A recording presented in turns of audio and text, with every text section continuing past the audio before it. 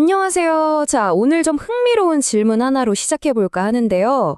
우리가 보통 성공 하면 떠오르는 것들이 있잖아요. 근데 만약에 피땀 흘려서 사업을 성공시켰는데 동업자들끼리 법정에서 싸우게 된다면 이걸 과연 성공이라고 할 수 있을까요? 오늘 이 성공의 역설에 대해서 한번 파헤쳐 보겠습니다.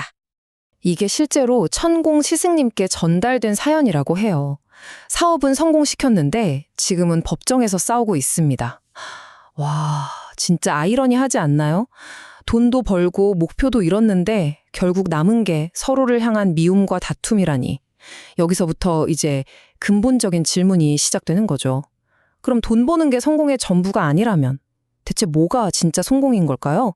자, 이 질문에 대해서 천공 스승님의 진단은 아주 근본적입니다. 어쩌면 그들이 이룬 건 처음부터 성공이 아니었을지도 모른다는 거예요. 여기서 아주 중요한 구분이 등장하는데요. 천공 스승님은 돈을 버는 것하고 진정한 성공은 완전히 다른 거라고 말씀하세요. 진정한 성공이라는 건 어떤 문제가 생기지 않고 조화를 이루는 상태를 말하는 거죠. 그런데 돈을 버는 과정에서는 얼마든지 갈등이나 분쟁이 생길 수 있잖아요. 그러니까 이 기준에서 보면 법정까지 간 그 동업자들은 명확해지는 거죠. 아, 그들은 성공한 게 아니었구나. 그냥 돈을 좀 번 상태였을 뿐이구나. 문제가 생겼다는 거 그 자체가 성공이 아니라는 아주 강력한 증거가 되는 셈입니다. 좋습니다. 그렇다면 진정한 성공이란 게 대체 뭘까요? 이 질문에 답을 하려면요, 좀 더 근본적인 이야기로 들어가야 합니다. 바로 우리는 왜 사는가? 이 세상에서 우리가 존재하는 이유가 도대체 뭔가 하는 질문이죠. 천공 스승님은 이 지점에서 우리가 하는 모든 활동, 사업이든 공부든 예술이든 그 모든 것의 본질을 꿰뚫는 질문을 하나 던지세요. 이 세상에 태어난 인간이 해야 할 가장 주된 일이 과연 뭘까요? 자, 그 대답이 정말 단순한데 생각해보면 또 굉장히 심오합니다. 그건 바로 질 좋은 지식을 생산하는 것. 이게 우리 인간의 가장 중요한 임무라는 거예요. 아니, 지식을 생산하는 거라니 이게 대체 무슨 뜻일까요?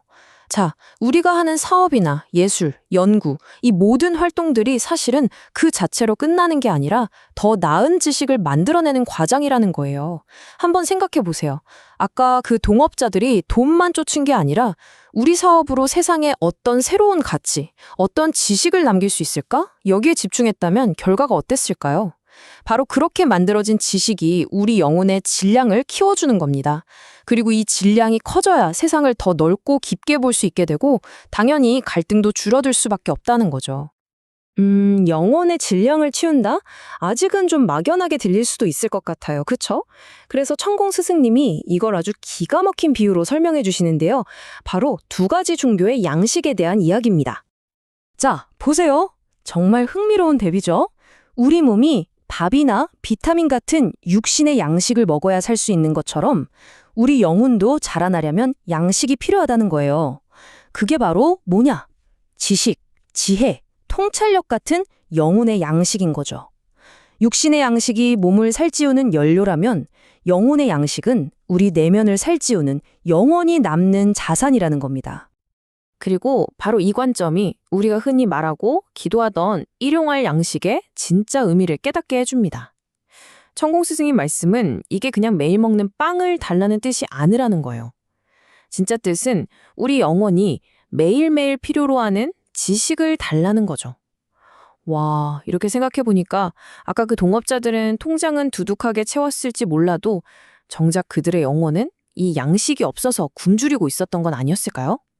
자, 그럼 이 영혼의 양식이라는 개념을 가지고 어떻게 다른 사람을 돕고 또 그 동업자들처럼 갈등을 겪는 문제를 해결할 수 있을지 그 구체적인 방법으로 한번 넘어가 보겠습니다.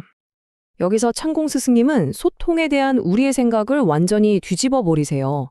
보통 우리는 상대방이 내 말을 못 알아들으면 저 사람이 왜 이해를 못하지? 이렇게 생각하잖아요. 그런데 그게 아니라는 겁니다.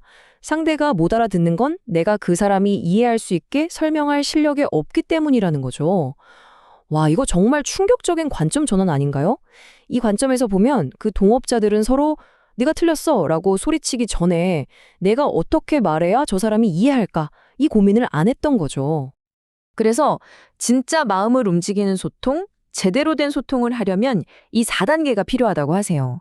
첫째, 일단 나부터 실력을 갖춰야 돼요. 내가 가진 게 없는데 남한테 뭘 주겠어요? 둘째, 상대방의 수준, 지금 상태가 어떤지를 정확하게 읽어야 합니다. 그리고 셋째, 그 사람 눈높이에 딱 맞는 맞춤형 설명을 해줘야 하는 거죠. 그런데 만약 이렇게까지 했는데도 안 통한다. 그럼 넷째, 침묵하라는 겁니다. 아직 때가 아니라는 신호니까 무리하지 말라는 거죠.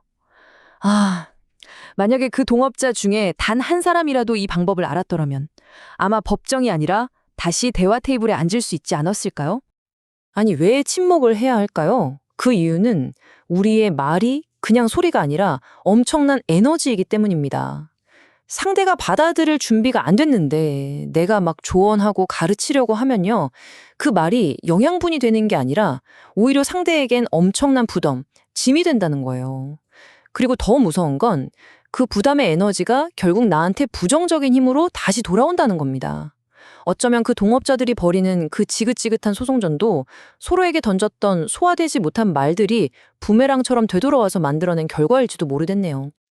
결국 성공한 사업의 씁쓸한 결말에서 시작된 오늘의 이야기가 우리 각자가 내뱉는 말 한마디의 무게로 돌아오네요.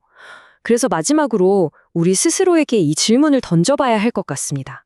지금 내가 하는 말은 다른 사람의 영혼을 살찌우는 양식이 배고 있나요? 아니면 그냥 상대에게 부담만 주는 소음에 불과한가요?